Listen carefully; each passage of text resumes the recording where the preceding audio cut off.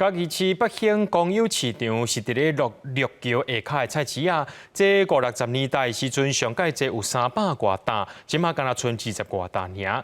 地方的创新团队邀请在地学生，透过走图改造的方式，希望让这间老菜市啊，伫咧铁路高架发展前，搁再顶起一摆无共意见。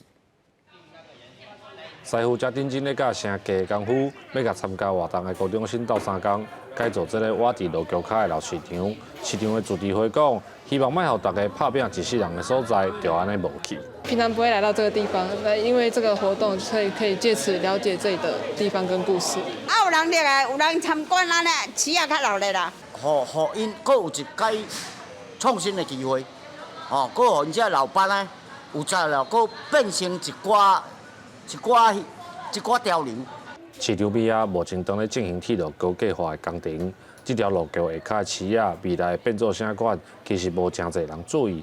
嘉义市的地方创新团队向各发挥争取经费，希望透过举办活动，请大家来关心。有没有机会因为路桥的拆迁而会有不同的光景？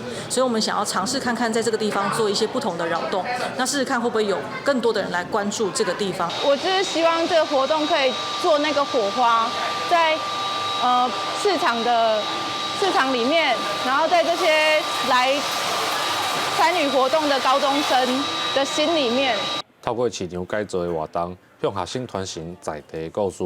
空间设计师讲，3年后铁路高架化完成，原本的人甲故事可能拢会无去。希望最后3年的时间，会当替这个老市场，搁创造一摆斗地的机会。记者林慧婷，嘉义报道。